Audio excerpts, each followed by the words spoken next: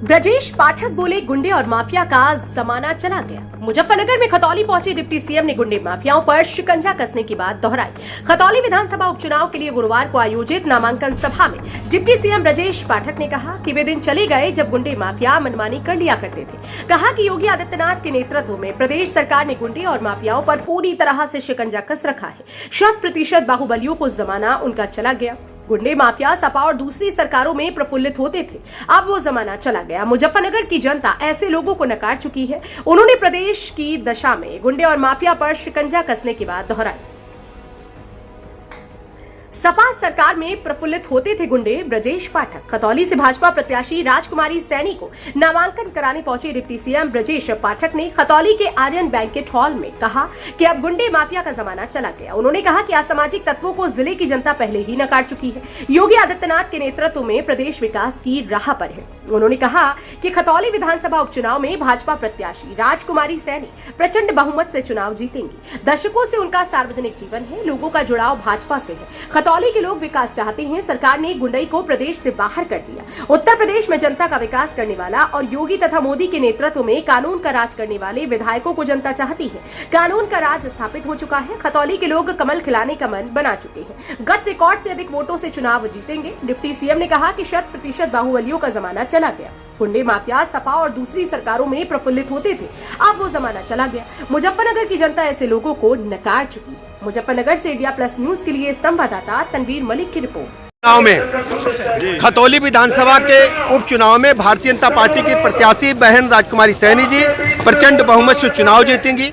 दशकों से उनका सार्वजनिक जीवन है, लगातार वो जनसेवा में रही हैं और भारतीय जनता पार्टी आदरणीय प्रधानमंत्री नरेंद्र मोदी जी की गरीब कल्याण योजनाओं को जन जन तक पहुंचाया है हमारी सरकार ने। और आदरणीय योगी जी की कानून व्यवस्था सब लोग सराहना कर रहे हैं। दिन प्रतिशत भाजपा के प्रति लोगों का लगाव बढ़ रहा है और खतौली में भी हम ऐतिहासिक मतों से दोबारा जीत दर्ज करेंगे।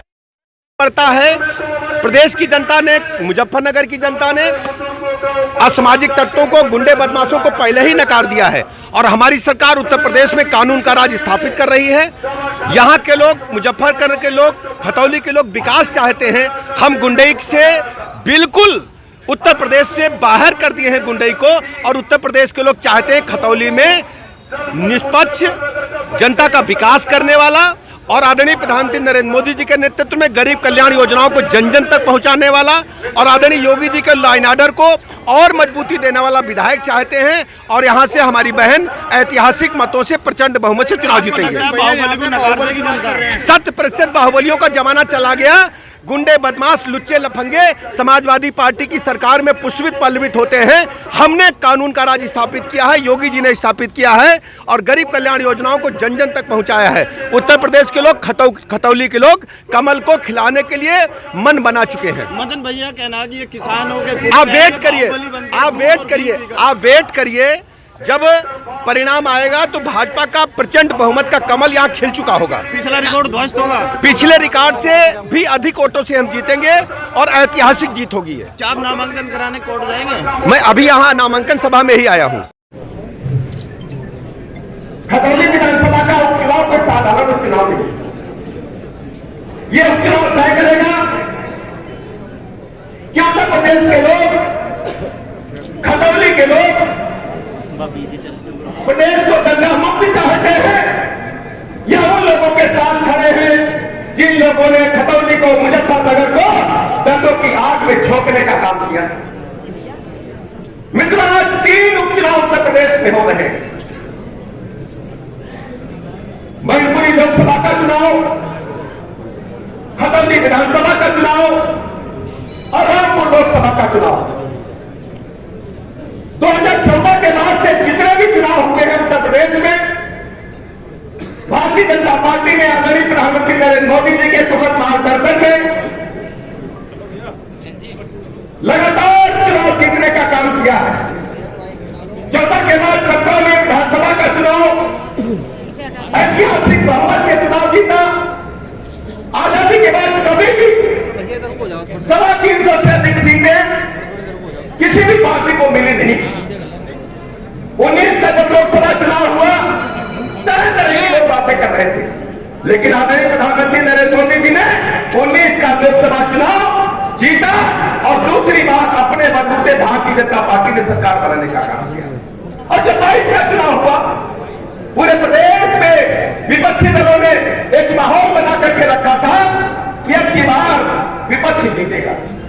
लेकिन उत्तर प्रदेश की महान जनता ने दिखा दिया कि आदरणीय प्रधानमंत्री नरेंद्र मोदी जी के नेतृत्व में भारतीय जनता पार्टी दुगनी ताकत के साथ फिर उत्तर प्रदेश में है, और आदरणीय सैनी जी को भी आपने जिताने का काम किया।